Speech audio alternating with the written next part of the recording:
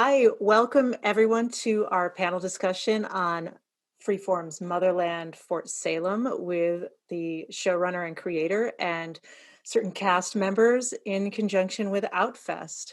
I'm super excited to be here. I'm Tracy Gilchrist. I'm the editor-in-chief of The Advocate, and I would love to introduce our esteemed panel. First, Eliot Laurence, our creator and showrunner. Hi, Eliot. Everybody, thank you so much for this, Tracy. I'm so honored to be here, so thanks for having me. And then we have Ashley Nicole Williams, who is our Abigail Bellwether. Hi. Hello.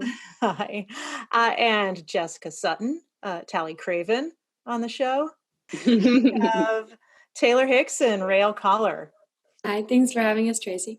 Yeah, absolutely. And Amalia Holm, who is Scylla Ramshorn. I realized that you just wrapped last night, and I have to ask each of you, and I'll start with Eliot, what's it been like, first of all, coming back to this second season after this really kind of blowout response from the first season, with people just absolutely loving the show, and also knowing that during this kind of remarkable time of lockdown and people having to turn to entertainment, what does it mean to you to kind of come back to this really entertaining but important series, knowing that people are turning to it as kind of an escape or as a salve for the kind of state that they're living in? It's just a complete joy. This is a show that is so full of love, and it's kind of across the board, every department, camera, costume, sets. It's just a show that is so full of people kind of giving extra more than they usually would. And when that love is reflected back by an audience, it's kind of like the best thing that's ever happened in the world. It's just like so affirming and thrilling, and we take our fans really seriously, and we've created an incredible second season for them. So it's just an honor and a joy, and it's incredible. Oh, good. And then Ashley, what's it been like for you? And, would you talk a little bit about just having wrapped last night and how you're feeling? Emotions are high. I'm not gonna lie.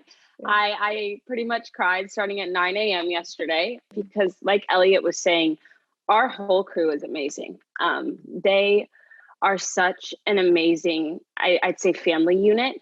They care so much, and they make us want to come to work, and they make us comfortable when we're in front of the camera, and they make sure we're okay with everything. So I was very emotional last night leaving everyone. But it has just been amazing to be here filming during a pandemic and with wonderful people that care so much about their job. Thank you for that. And how about you, Jessica? I'll go to you. How are you feeling? Well,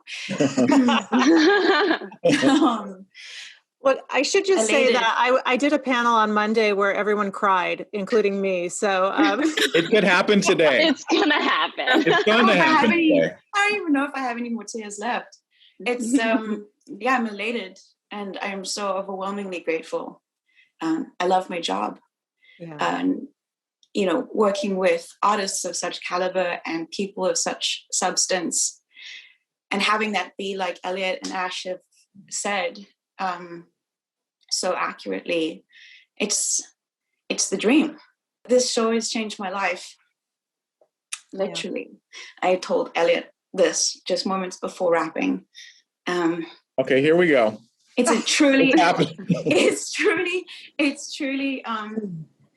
humbling, and it's the greatest education to work with people who come to work every day, wanting to be there, loving the show, loving the story, loving each other. It's special, but that word doesn't seem to quite fit, just encompass the feeling that I have. Well, thank you so much for that. Sorry, that was... Yeah, no, that's beautiful. I think that's, I mean, what a gift to come to work this way, So I don't want to get everyone crying, but I would like to talk to Amalia. How's it been for you coming back from, this overwhelming response of the first season and just having wrapped? Well, thinking back at it, because we came here in August, and that feels like so long ago. And at the same time, it's been going so fast, way too fast. And I just remember that I was very nervous, and I think a few of my castmates were too, because there was so much pressure because of the wonderful response, and we wanted to live up to that. And Scylla, my character, was all of a sudden not only mine and Eliot's and all the other departments, but also the viewers and the fans. Yes. And that was new to me, and I was pretty scared about that. But it's just been, we've had a wonderful directors, and we've had Eliot with us all the time, so we could always ask questions about that and just try to stay grounded in it. And it has helped in a sense with the pandemic that focus has been work, because that's what you can do these days, right? And like everyone else been saying, the crew has been so amazing. So instead of having to jump through a bunch of different hoops and like making it work at a workplace, it's just been a very easy ride where you could focus on your craft. And I do think that all departments have felt it that way. That's what it's been sounding like when we've been thanking each other and saying goodbyes. And then Taylor, I have to ask you how you're doing at this point and what you're feeling. I mean, it's a lot. I think I can speak for everybody when I say we were holding our breath the whole 8 months. Yeah. We were shooting during a global pandemic. We were one of the first shows to come back in the city. And we went the entire 8 months without being shut down. And, I just have to credit our crew and our health and safety team and everybody for wanting to help each other and love each other and make every day special and make us want to get up at 4 a.m. to come to work. Because, like the people that we worked with, I can't say enough, but those are the people that make us love our jobs, and they don't make it feel like work, and they make it so special and it's such a safe space to create and have liberation and collaborate. And it's just, that's why we love our jobs, or the people that we had to say goodbye to last night. Yeah. Well, thank you all that's just really beautiful. And I want to check my eye makeup because I think you and me both. Let me know.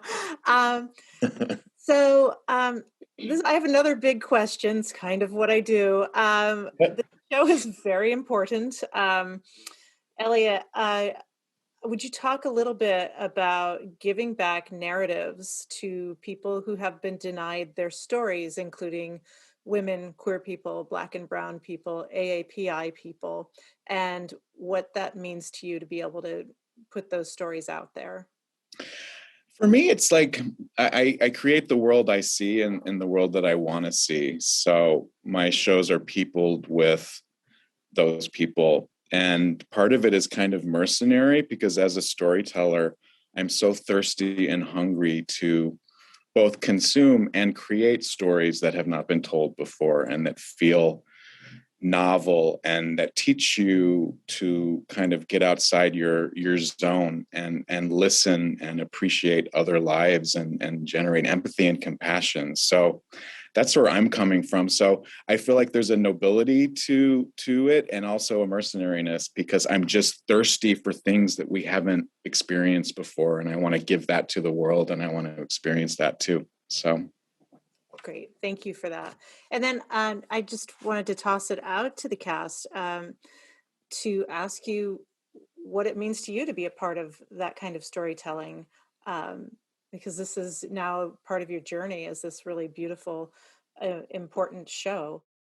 I think still in this day and age, so many people are afraid of the liberation and change that is,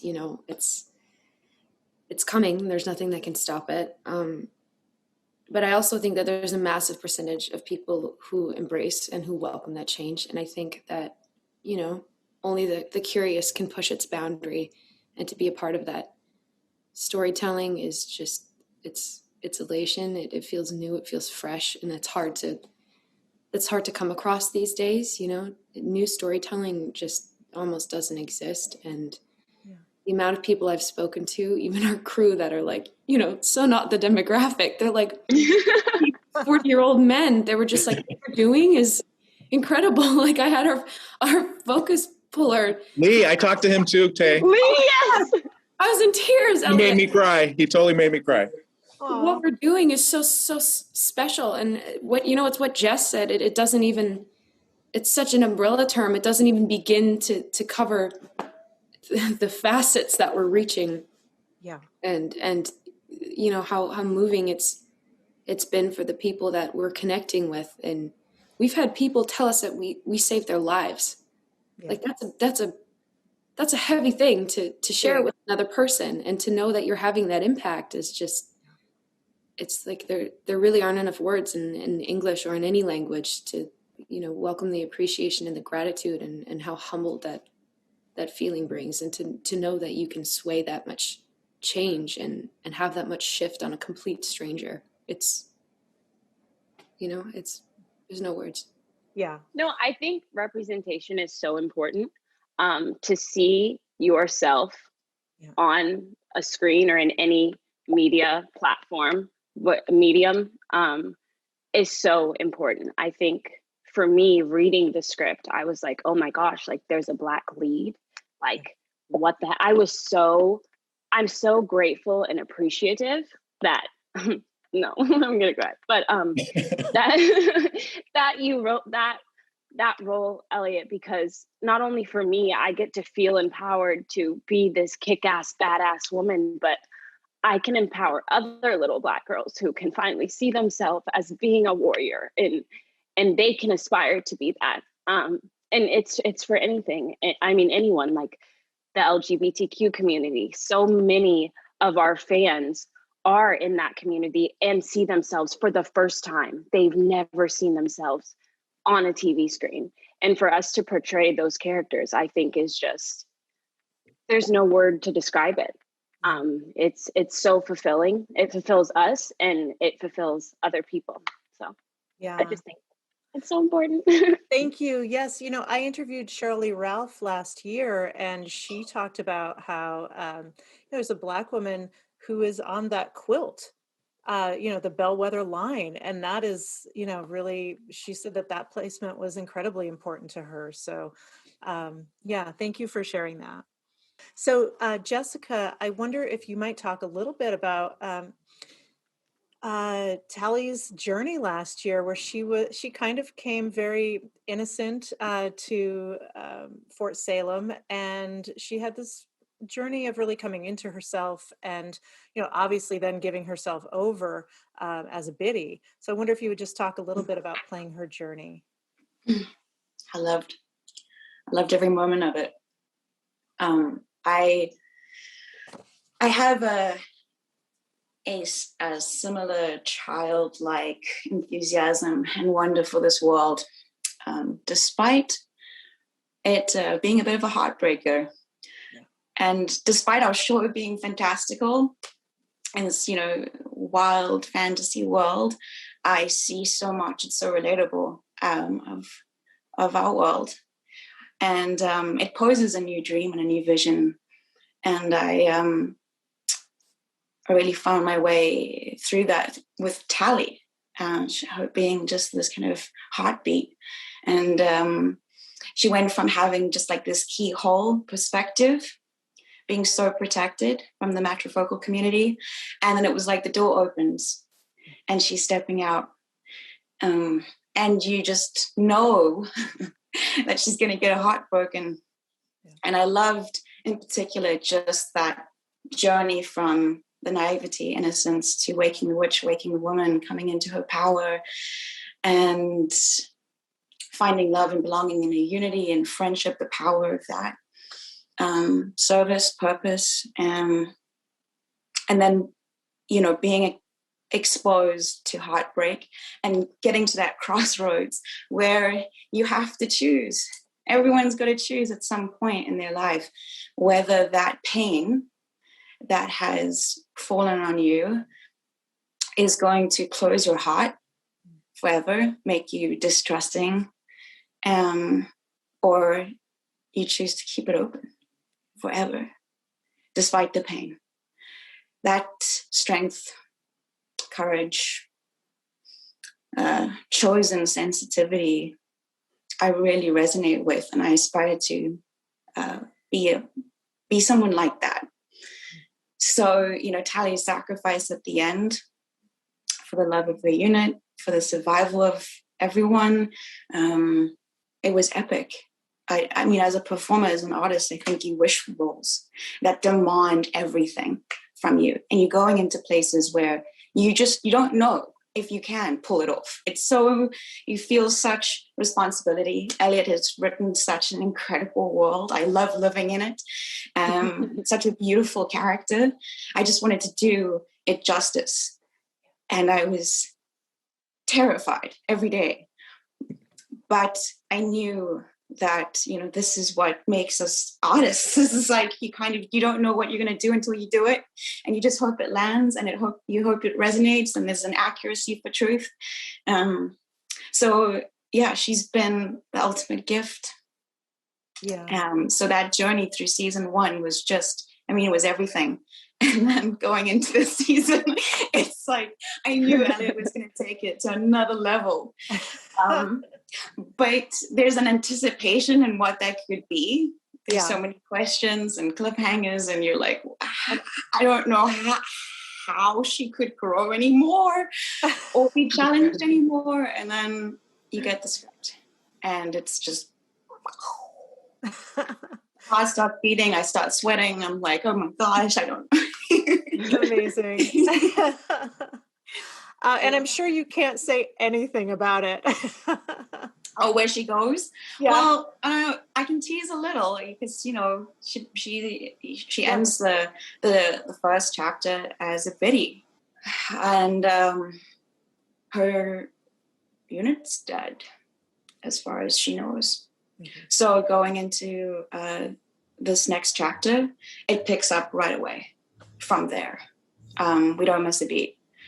And now she's in a new line of service. Not just a youth bank for older.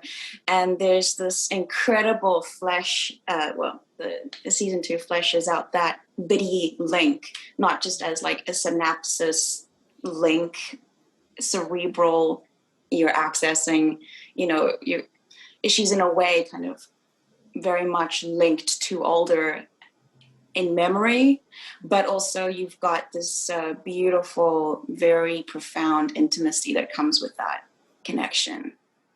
So that's going to really feed into her journey and where she goes. Great. Well, thank you. Nicely done. I hope I did. Well, that was good. That was really good. I want to go to Amalia, and for both you and Taylor, but I'm going to go to you first. Was there anything that could have prepared you for the rush of queer women who were going to become your fans? No. No. If someone would have if someone would have told me, I would not have believed it, because it's impossible to predict what kind of relationships or characters that will hit home with someone, and where there'll be like this component and that component in this atmosphere and in this situation really moves it for me. And yeah, it's kind of like Jessica said, it's been a gift to be part of this and to play this character. And it's a gift that keeps on giving, and it's giving back when the fans are so generous and kind and just so engaged. Which is very heartwarming. And yeah, it's hard to tell, because now we've done it with it and we don't know how it would be without it, but it feels like it's elevating every part of the process to have them with us. Yeah, that's great. I wonder if you could just talk a little bit about playing this very complicated character. She's not innocent, but she's also been a pawn, and her love for Rael seems real, or at least we all want to believe it is. So I wonder if you would talk about walking that line of this complicated queer character. Yes, it's been a lot of fun, and love talking to Eliot about it, because it's endless. You can always find a new angle of it. But what I take with me most from Scylla's journey is that love can change the world, in the sense that it might be naive, but if we love each other good enough and well, and like enough, if we aspire to do that, I really think we can eliminate a lot of bad things in the world, in different aspects, through policies, but especially in daily life. And in the people around us.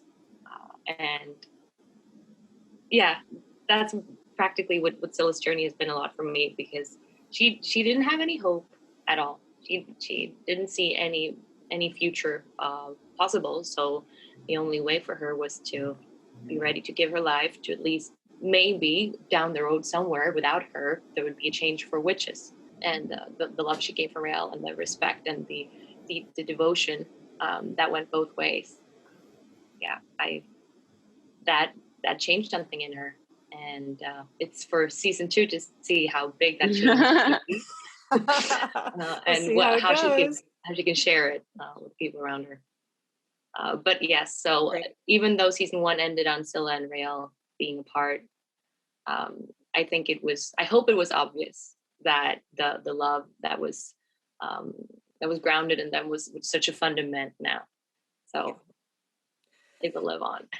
You know, I've been working with queer media for so long, and I know that, you know, when you start doing a role, sometimes you just have no idea what the fan response is going to be, except queer women are just so supportive. So would you talk about that? You said it perfectly. Supportive doesn't even really begin to encapsulate the feeling of community around not only this show. I think what really shocked me the most was, you know, we had an incredible response to the show and all of the relationships formed within the series. But I think just the immeasurable support and how invested they are in us as people. And, you know, they've taken to supporting family members and just, they're not just fans of the show anymore. They truly care about our well-being, and they check up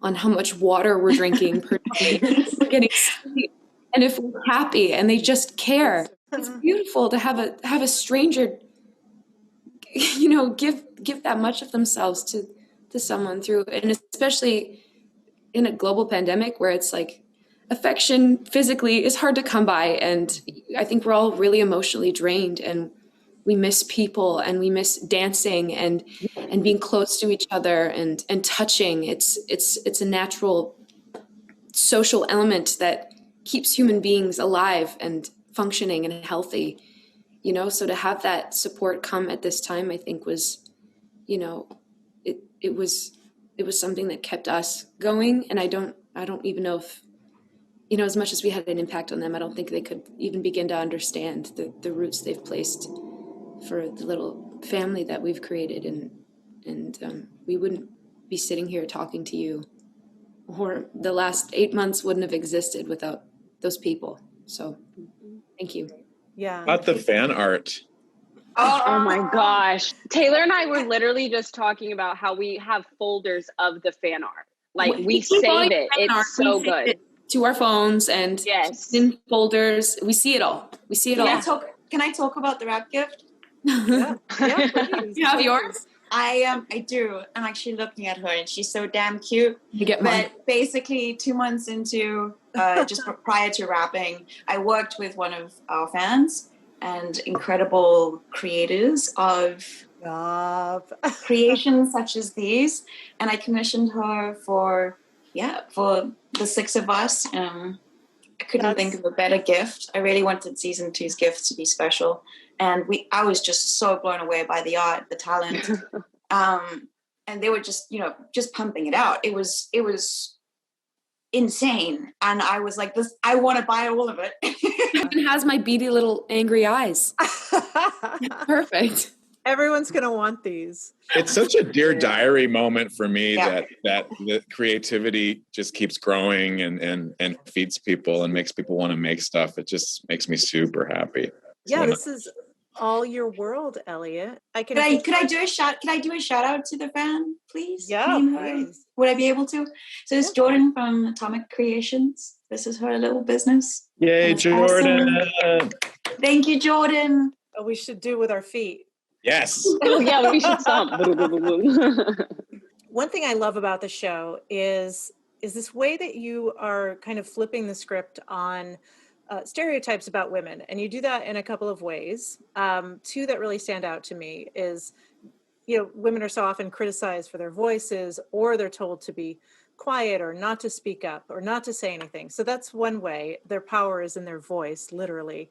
And then also this kind of handing back of sexual agency to women, which, women are so often slut shamed, and in Motherland, it's really, it's another source of power. So I wonder, Eliot, if you could talk to creating those pieces. It's a joy to shatter and mess up some of the heteronormative patriarchy that rules our world. It's just super, super fun to play with that stuff.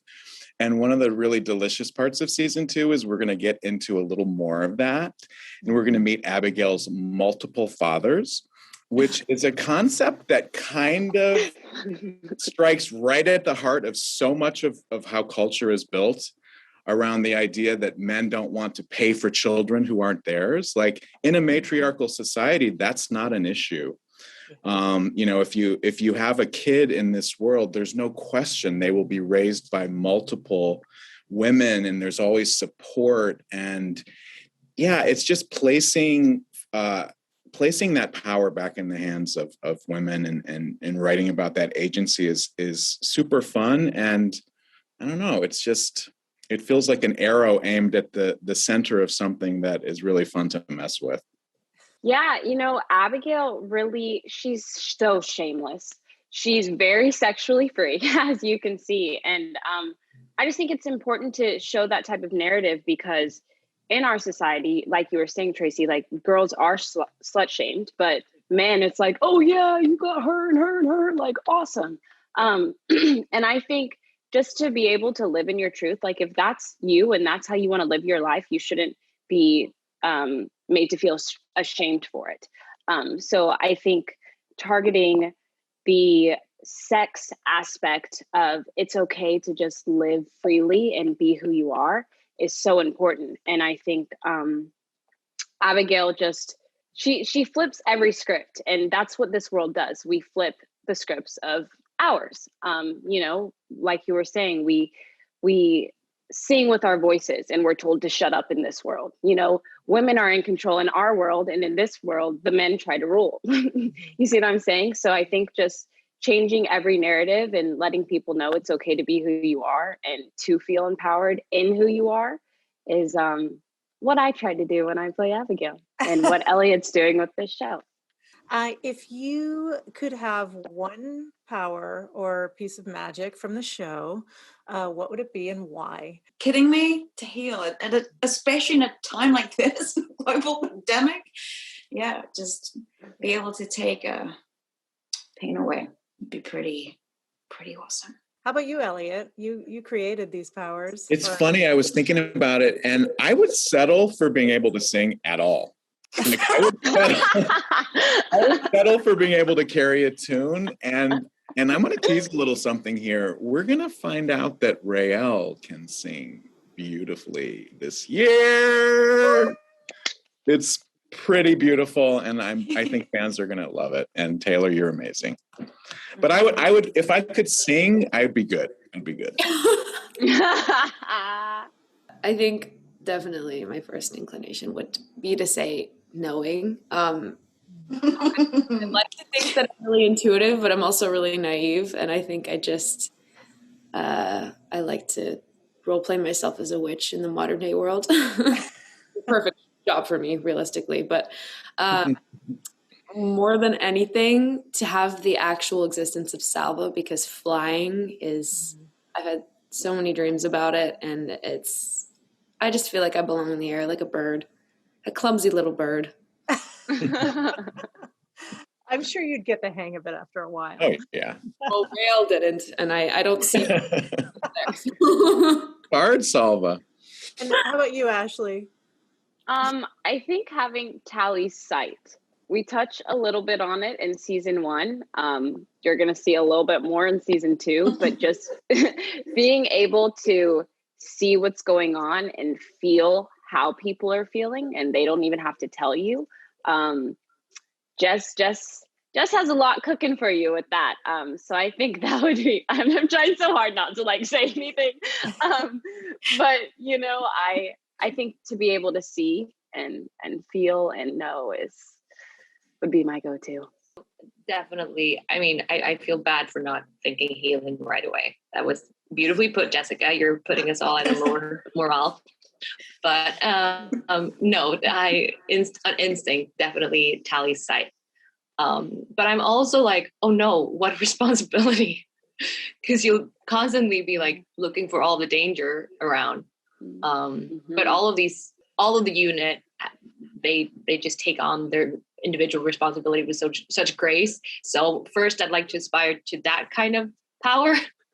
To be able to be as brave as they are. And then at that note, I'd like to, I don't feel like I'm brave enough to have any of these powers yet. But so if they can come combined. I mean, if you can't sing, singing's a good one to start with. Yeah. Right. I actually wasn't thinking about being a necro, and I might change my answer. Yeah, I was about to say. That's pretty cool. It's incredibly cool. And, the little facet that Rael gets to play with and see through Scylla's lens, and the things she learns from Scylla, I think I've changed my mind. All right, well, you're allowed. Oh, linking? I didn't even think of that. To link with someone? That's part of the healing, I would say. That's part of it, yeah. Yes. Oh, yes. Okay, guys, sorry. I love my own show. Well, thank you for that. What can you tease about season 2? And, the idea that, at the end of season 1, we realized that we have this new enemy, the Camarilla, or this new old enemy. And we have heard snippets that perhaps the Witch Army and the Spree might have to work together in order to defeat the old evil. So what can you say about that? Well, those are always my favorite moments in stories, when kind of arch enemies join together against somebody who's actually worse.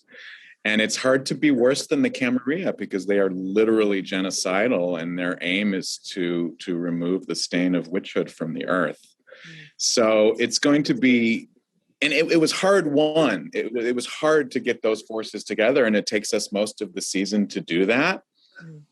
But it's pretty exciting. And in terms of other stuff, Freeform did a lot of research about how the show was received, and one of the things that people love the most is the magic, and there's a lot of new magic, and there's evolutions of magic that we already kind of touched on in terms of Tally last year. Everybody loves the sight thing, but in season 2, Tally's going to start to be able to see sound, which is really interesting and cool. He just dropped that. Yeah, I did.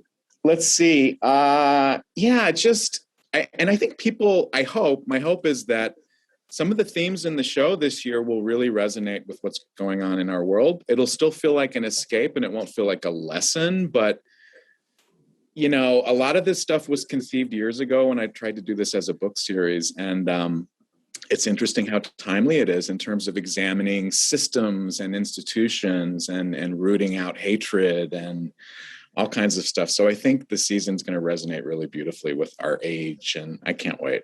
I'm just going to go around to the rest of you and ask you if there's any little thing you can tease about season 2 and your characters. So, yeah, we're going to start learning that the Biddy connection, there's a residue that kind of sticks with Tally, and that gives her access to Alder's memories. Some of her darkest memories, too. Some of her darkest memories. Memories that she regrets and that eat at her are going to kind of come to life. It's pretty cool. It's pretty cool. It's going to get really dark. And how about you, Amalia? Is there anything that you can say about Scylla? Yes. So in the season finale of season 1, we leave Scylla with Willa, who's Rael's mother, who we all thought was dead. And that's that's a whole experience in itself. And a sense of loyalty to Rael when being with this person who's then my well, who I wanted to be my mother-in-law, but was kind of grieving through my loved one. And if she's part of the spree, what does that set us up for in the fight against Camarilla? And so Scylla's in for a ride on that path. Great, thank you. And how about you, Taylor? What's going on with Raelle for season 2? Our little baby cynic.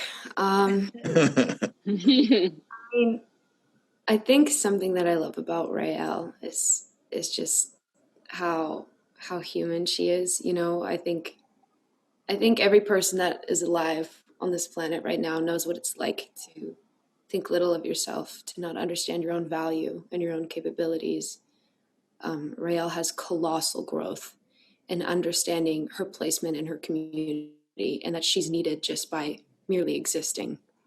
And, you know, I think she goes through waves of feeling like there's nothing left for her, or that she doesn't give anything to anyone. And her little spark is learning to love and re-love itself. And, you know, she's really, to use Jess's words, she's really waking the witch this season. She's really beginning to understand her power and honing her craft and understanding what love is, and, you know, to its true extent and its roots, and what it looks like when it's unconditional. And I think that's a really profound understanding for her that carries her through season 1. There's a lot coming. Not giving anything away. Oh, can't wait. Thank you for that. And Ashley, we'll end with you. What's on the slate for Abigail? So I'm doing my best not to say spoilers because I'm the worst at this. The fans say it every time. Without really saying anything, Abigail really grows into her own this season, and it's kind of in a sense of hitting rock bottom and trying to learn where to come from there, and dealing with where she's at and having to address that, because you try and see, I mean, in season 1, you see her suppress most of her feelings. She doesn't want to open up, but she needs to address where she's at, how she's feeling about certain things. And she's going to get a visit from someone who rekindles her fire. Can I say that, Eliot? That's beautiful. Oh, okay. Love that. Yes. I tried so hard not to spoil anything, but the fire of vengeance. The fire of vengeance. Yeah. So you know, she's gonna be back and strong, but she has to go through some things along the way, like I think all of us do, to learn who we really are and to be that leader that she really wants to be. So yeah. Great. Well, thank you for all of your beautiful answers. Tracy, thank you. Thank you. So nice. This has been really a pleasure for me, and I just want to say thank you to Eliot, to Jessica, Ashley, Taylor, Amalia, and I want to ask everyone who's watching to, first I want to let you know that season 2 is coming this summer, and meanwhile you can catch up on Motherland Fort Salem season 1 on Hulu right now. So go do that because there's so much to take in.